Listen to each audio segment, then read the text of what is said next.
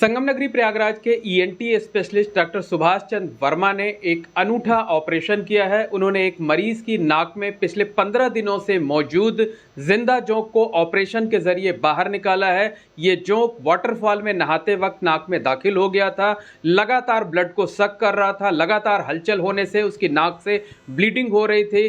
Doctor Subhash Chandra Verma ने operation करके उस जोंक को अब बाहर निकाल दिया है। साथ ही साथ ये बता दें कि जो मरीज है अब वो पूरी तरह से स्वस्थ है और खतरे से बाहर है। हमारे साथ इस मामले में बात करने के लिए डॉक्टर वर्मा खुद मौजूद हैं। डॉक्टर साहब, किस तरीके का यह बेहद अनूठा मामला था? जी हाँ, ये अत्यंत ही विचित्र टाइप का केस था और पहली बार ही हमने इस तरह के केस को जो है डील भी किया हुआ था। ये घटना जो है पिछले रविवार की घटना है। शाम को इमरजेंसी में सेसिल एंड्रयू गोम्स नाम का एक 19 साल का लड़का इमरजेंसी में आया और उसने बोला कि सर, मेरी नाक से जो है ब्लीडिंग हो रही है और नाक में मुझे अजीब सी हलचल सी महसूस हो रही है और लग रहा है कि नाक के अंदर कुछ है जो मुझे परेशान किया जा रहा है।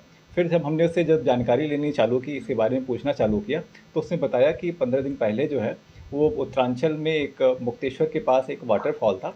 वहाँ का जो पानी कलेक्टेड वाटर था उसमें उसने स्नान किया हुआ था और उसके बाद से ही जो है 2-3 दिन के बाद से उसको हल्की हल्की नाक से ब्लीडिंग स्टार्ट होनी चालू हुई। और बट पेशेंट ने इग्नोर कर दिया क्योंकि गर्मी इतनी ज़्यादा है और सोचा कि गर्मी की वजह से हो सकता है ब्लीडिंग हो रही है, इसके पहले भी उसको ब्लीडिंग होती थी, तो फिर उसने इग्नोर किया। बट ये जो है 2-3 दिनों से जब ब्लीडिंग बढ़ गई और उसको दिक्कत ज़्यादा होने लगी, तब फिर वो इमरजेंसी में नाजिर हॉस्पिटल में आया दिखाने के लिए। तो डॉक्टर साहब, किस तरीके से आपने ऑपरेट किया, कैसे उसका पता लगाया, फिर किस तरीके से ऑपरेट किया, कितने लोगों की टीम थी और अब मरीज़ की कंडीशन कैसी है?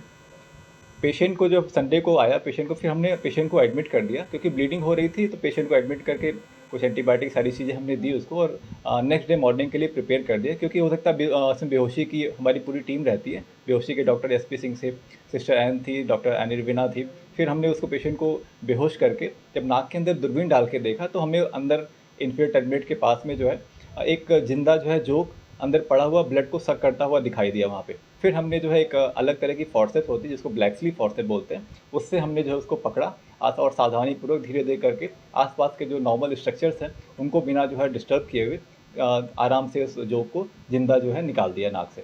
डॉक्टर साहब, ये किस तरीके से मरीज़ को नुकसान पहुंचा रहा था और अगर वक्त रहते आप लोग ऑपरेट करके उस जोंक को बाहर ना निकालते तो वो भविष्य में किस तरीके का खतरा पैदा कर सकता था?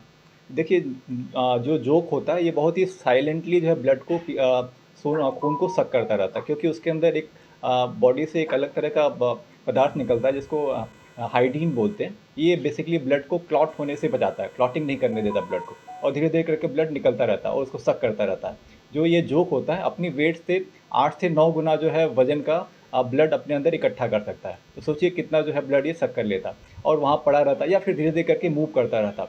बगल में हमारी आई होती है, नोज के बगल में, ऊपर ब्रेन होता है, पीछे की तरफ जो नेजोफेरिंक्स, फिर हमारा लंग्स नीचे चला जाता है, फिर नीचे खाने की नली आ जाती है। इनमें कहीं पर भी वो जा सकता था अगर ऐसे ही पड़ा रहता और अगर उसको नज़रअंदाज करते तो पेशेंट की जान को भी खतरा हो सकता था। अच्छा डॉक्टर साहब, गर्मी का मौसम है, तमाम लोग स्विमिंग पूल जाते हैं, वाटरफॉल्स जाते हैं, तो वहाँ जब जाएं तो इस तरीके की दुर्घटनाएं ना हो, इस तरीके का हादसा ना हो, इसके लिए क्या एहतियात बरतना चाहिए लोगों को?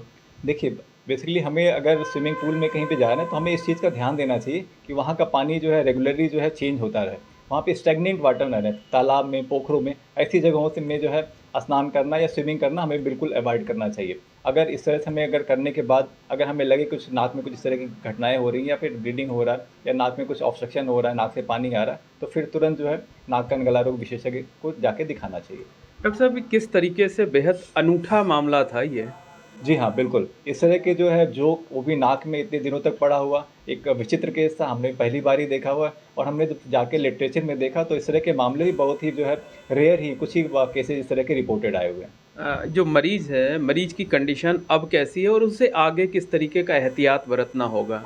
मरीज़ की कंडीशन इसमें बिल्कुल स्वस्थ है पेशेंट, कोई ब्लीडिंग नहीं हो रही है, अपने घर जा चुका है। हमने उसको 5 दिन के बाद बुलाया हुआ है एक बार रेगुलर फॉलोअप करने के लिए कि नाक के अंदर देखने के लिए कुछ और कोई प्रॉब्लम तो नहीं हो रही है या कोई साइनेकी फॉर्मेशन तो नहीं है, कोई क्रस्टिंग तो नहीं है। इसके लिए हमने फिर 5 दिन के बाद मरीज़ को बुलाया हुआ है। तो धन्यवाद। ये हैं डॉक्टर सुभाष चंद्र वर्मा, जिन्होंने ऑपरेशन करके जो मरीज़ की नाक में जिंदा जोंक था उसे बाहर निकाला। मरीज पूरी तरह से स्वस्थ है और उसे हॉस्पिटल से डिस्चार्ज किया जा चुका है।